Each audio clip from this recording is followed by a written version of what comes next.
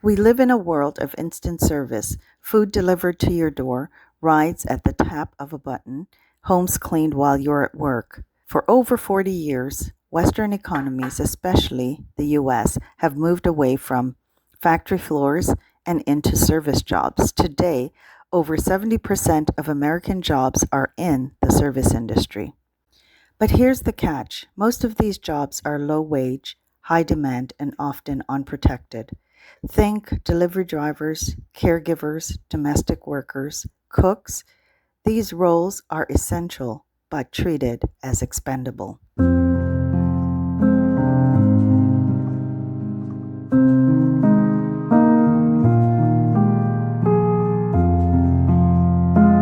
Modern slavery behind America's service jobs. That's what we're talking about today. Welcome back. It's your girl Emerald. Let's hop right into it. From food delivery to rideshare to domestic work, gig apps, and modern conveniences built on a system few want to examine. That's what we're talking about today. Who's doing the work? It's overwhelmingly people that are marginalized minorities, subjugated immigrants, incarcerated individuals, and the working poor. Long before America was even founded as a country, slavery was the labor system that built the corporation. For 246 years, this corporation benefited from the free labor and the brutal toils of melanated people. Even after the abolishment of slavery, what followed was just as insidious and malicious. The Jim Crow era lasted for another 100 years, and it was equally as horrific because there was no protection, no self-autonomy for free people. In fact, for almost 400 years, Black people had built America, yet never benefited from the toils of their labor. You have to understand the backstory of whose labor is this to understand how we got here. So you see, this is not just about labor. It's about power, it's about race, and it's about class. A system that depends on quiet exploitation of the many to serve the comfort of the few. Since the 1970s, most immigrants entering the US have come from Latin America, Asia, the Caribbean, Africa, and Europe. Yet the labor system continues to treat workers as invisible, disposable, and exploitable, especially in the service industry. Many immigrants have taken these jobs not because they wanted to, but because they were the only ones available to them. Legal status, language barriers, and credential requirements lock people out of better opportunity. And when workers are tied to a single visa or employer, they're one complaint away from deportation. That's not freedom. That's leverage. It's your thing. Do what you want to do. Fast forward to the dot-com era, and a new sector in the service industry began to grow. The gig economy, aka promised freedom. The name says it all.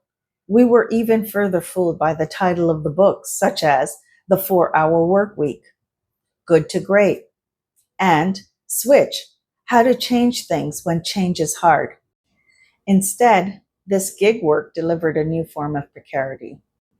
Workers pay for their own tools, cars, phone, data, and take all the risk. Algorithms decide their fate, and there's no healthcare, no time off, and no real recourse. Guess who fills most of these jobs? Immigrants. Black and brown folks, the poor, and the underemployed. Why does this matter?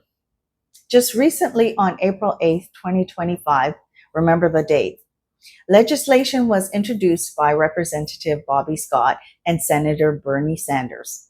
Despite Democrat sponsorship and co-sponsorship in both chambers, the bill did not advance beyond the committee in either the House or the Senate. What does this mean? It remained introduced but stalled.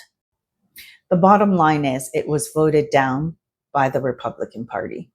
The minimum wage remains at $7.25 per hour, since it had last received its last change in July of 2009. This is the longest period without an increase since 1938. This recurring legislative failure doesn't just happen by accident. It's a pattern.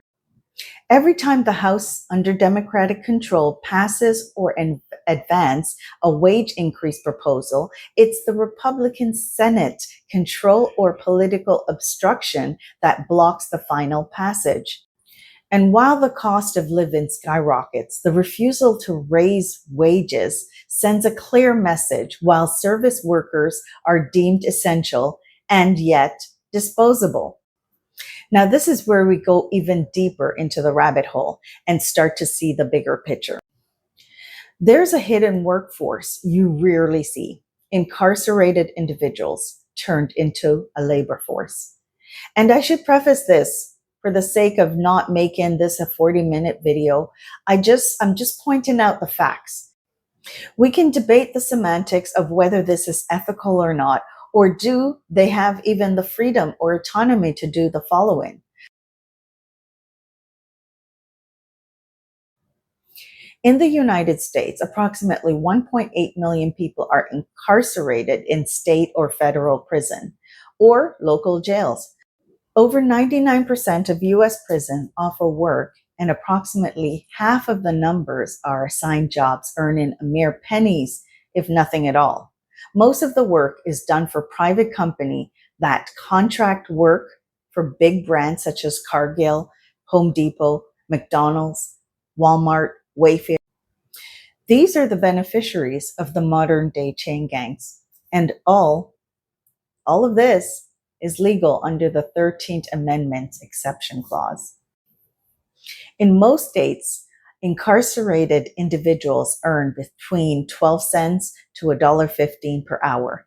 And in some states like Florida, Alabama, Texas, they offer no pay for inmate work.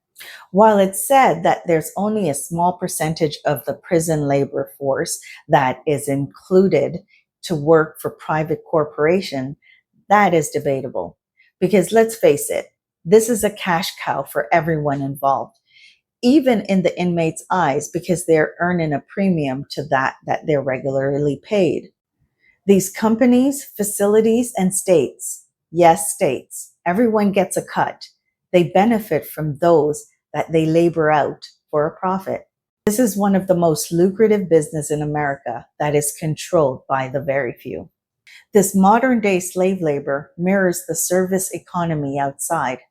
Again, labor that's essential but devalued, hidden, and used as a tool of control. Whether it's immigrants cleaning houses or inmates assembling products, the system profits off of people whose power is stripped away. Now let's do some quick math. If 1 million people were incarcerated and assigned to work for 50 cents per hour, roughly $1,000 a year, give or take, rather than hiring and paying an average worker the federal minimum wage of $7.25 per hour, which is $14,500 per year, they will in turn be saving $13,500 in this scenario. Multiply that across 1 million workers, and you'll get $13.5 billion in labor costs avoided annually. But here's the truth. Those aren't savings. They're stolen wages, and the people being robbed are the ones with the least power to resist it. We can't talk about service labor without talking about who's being targeted today. As ICE raids ramp up and immigration policies grow harsher, it's clear the very people this economy depends on are also the ones being criminalized, detained, and deported. In today's America, immigration labor props up everything from our childcare to our food supply, yet these communities live under constant fear. That contradiction isn't accidental, it's structural. Raids don't just punish individuals, they send a message: stay quiet, stay cheap, stay afraid. The repression keeps wages low and labor compliant. It fuels profit by threatening the workforce with disappearance. Now, here's a further thought. It's just a thought. What if what's really going on in these holding facilities, the ones that they're being extracted and being placed into, those ones? So if this model has already been proven and they're planning additional facilities, are they not capable of running the same labor economy in those facilities? It's just a question. What? You don't think that they're capable of doing the same to civilians as what they've been doing to the incarcerated?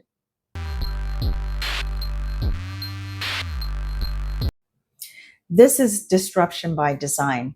So why the disruption? Why the chaos? One possible reason is to maintain control. You see, when people are disoriented, threatened, and divided, they're less likely to organize, unionize, and resist. Disruption is a strategy used to destabilize lives, to protect the system of the wealthy and the authority. Some economists and political theorists suggest an even deeper motive, a controlled economic unraveling aimed at weakening the US dollar and setting a stage for a financial reset. According to economist Richard Werner and financial historian Naomi Prince, engineer economic shocks have been long used to consolidate wealth and rewire power structures. If currency devaluation is part of the playbook, those already living paycheck to paycheck will be hit first and hit the hardest. If financial reset is the true objective, it would widen the gap between rich and poor even further. Because you see, the wealthy has diversified assets and global influences that would weather the storm and possibly even profit. Meanwhile, poor workers, especially immigrants, poor families, and minorities, would bear the brunt through inflation, job loss, and restricted access to basic needs. The ultra wealthy, on the other hand, hold in their assets in diversified portfolio, stock, gold, real estate, crypto, offshore accounts. They don't need a strong dollar. They need volatility that they can exploit. Remember April 8th, 2025, the day that Bill S. 1332 was read twice in the Senate that included the increase of the minimum wage, and the bill was struck down by the Republican. Remember that day? Well, on April 9th, the day after, 2025, in the Oval Office, Donald Trump pointed to two billionaire guests. They were financial investor Charles Schwab and NASCAR owner Roger Penske. And his remark was, he made 2.5 billion, he made 900 million. That's not bad. This came shortly after Trump told his followers on Truth Social, this is a great time to buy. Just 4 hours later, he paused the tariffs, which caused massive shock in the stock market and caused gains, particularly benefiting investors and companies tied to the president.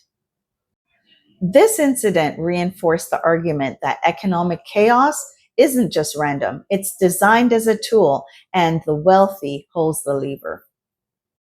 Less than 60 days later, the so-called Big Beautiful Bill passed through the House and Senate expeditiously and was signed on July 4th, 2025, giving the wealthy the framework to continue to make gains and to further plunder the service economy.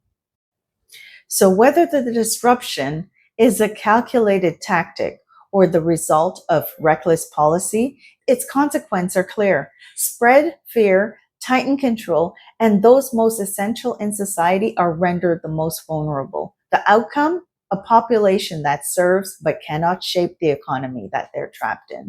Now let's be clear, the modern service economy doesn't just serve customers, it serves capital. It creates convenience for the middle and upper class while anchoring entire groups, racial, ethnic, and economic minorities into cycles of low mobility.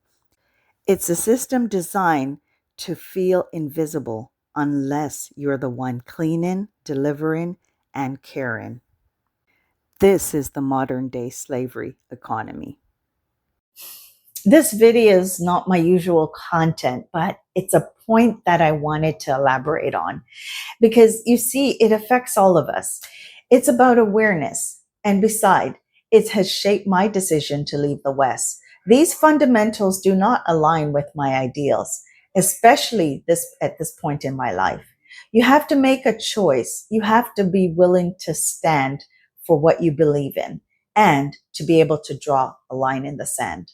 So the next time you hear someone from the Black community say that they're sitting this one out, respect them because it's been a long journey of dealing with greed.